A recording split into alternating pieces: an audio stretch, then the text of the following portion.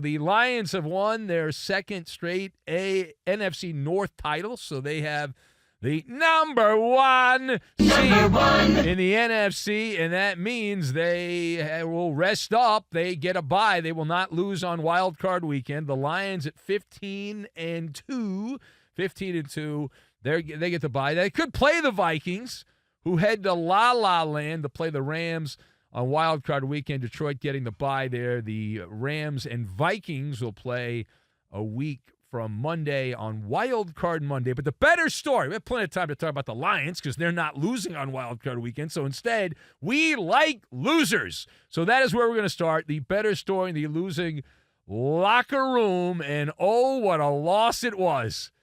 Oh, what a loss it was. So let us discuss the question. Let's focus in here on the quarterback in Minnesota. So where is the Maller worry-o-meter, for the Vikings quarterback, Sam Darnold?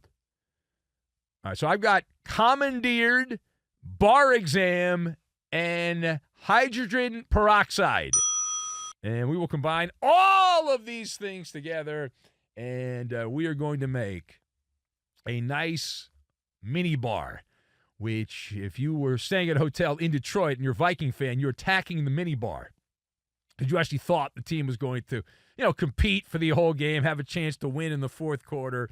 But no, not the case here. This was blowout city, 31-9, the final. But to answer the question, where is the Maller worry-o-meter for Viking quarterback Sam Darnold? So my first thought was, well, this is your daddy's Sam Darnold. That's the Sam Darnold I know. I remember that Sam Darnold.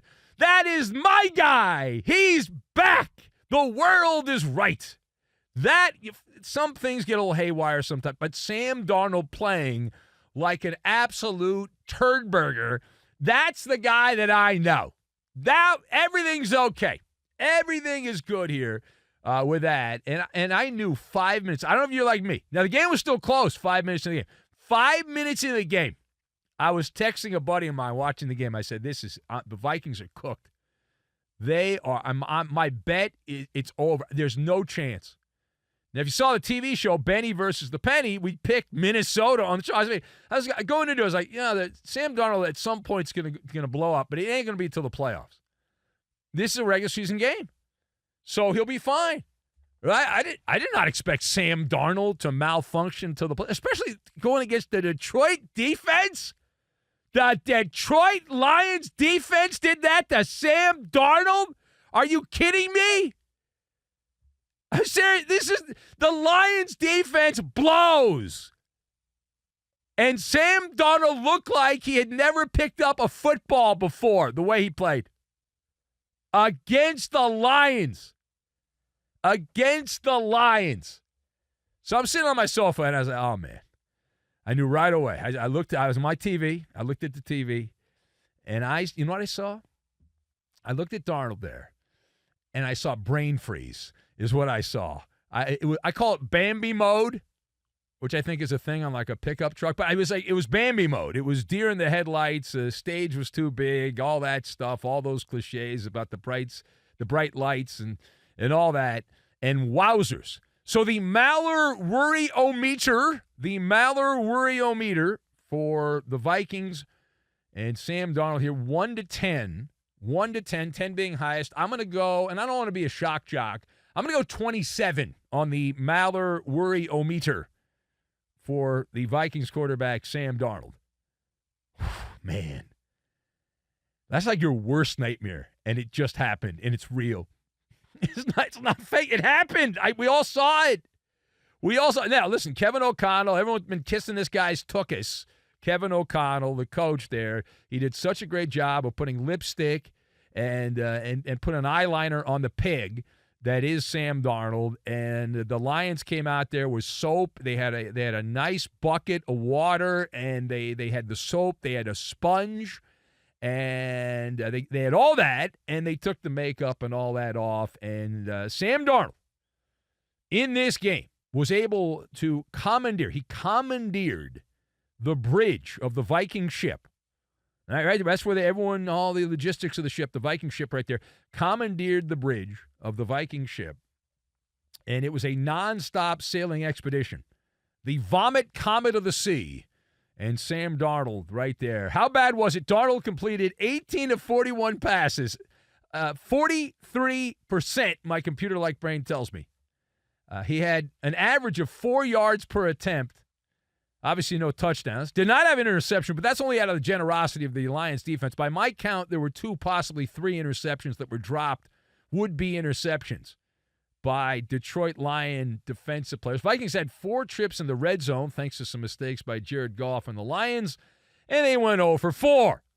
They had plenty of third down attempts, converted less than 25% of these, 23%, I think it was the number. The most amazing thing of all, though, you figured, well, Sam Darnold cannot play like this with the talent around him.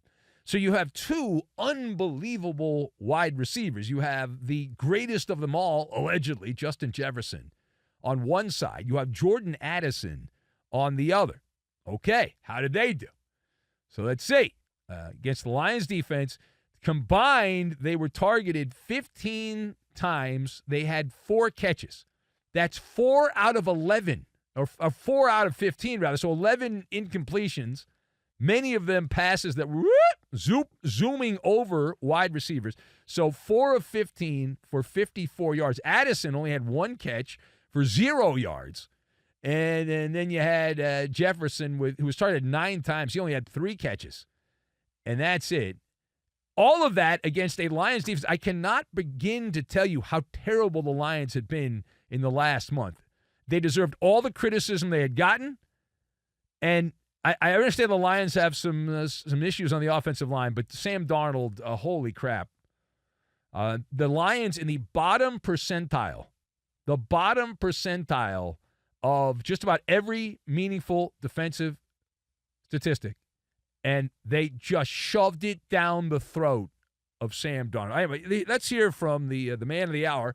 Here is Sam the man who is not the man. Here's Sam Darnold on the issues, in particularly, when the ball was right near the goal line in the red zone. Just going down in the red zone and kicking field goals, that's not going to cut it against a good team like that. So just got to be a lot better. For myself personally, got to hit the throws in tight coverage, and got to watch this tape and learn from it and get better. Yeah. Okay. Good luck on that. Let me hit every possible cliche I can hit. All right. Now, page 2. So, what does this puke bag performance by Sam Darnold? What does this performance by Darnold mean for his Viking future entering into the playoffs a week from today? It's a good question. So, looking at this objectively, because all we do in sports radio is objectivity here. So, looking at this objectively, right? This cranks up the drama-o-rama for the wild card round. This is the NFL's version of a bar exam. Let me explain. All right, so looking at this here, all right, Sam Darnold's performance, or lack thereof performance, Sam Darnold's performance against the Lions, you stack that, if he goes out there and does a similar job against the LA Rams, who have a better defense than the Lions, by the way. They have a better defense than the Lions. So if the Rams live up to that, what they have done, and play like that, if you look at this, Darnold's performance here, it's a bar exam, meaning that will determine, wild card weekend will determine whether or not he is qualified enough to continue on as quarterback of the Vikings going forward. One game, if you play like you did in the game on Sunday night, that's it. Hey, goodbye. See you later. All right, see you later. One game, earn the extension, and that's it. If he goes out and poops the bed yet again, Sam Darnold, there is no way the Minnesota Vikings can bring him back. He's done. You don't need to bring him back. You already drafted the guy that's supposed to be the guy, J.J. McCarthy. So just let him play. And let Sam Darnold run off to go break hearts with the Raiders or whoever and get him out of there. He's unreliable. Can't bring him back. Can't do it. Cannot do. And by the way, listen, the Rams play the Vikings on Monday night, a week from, obviously, today. The playoffs begin.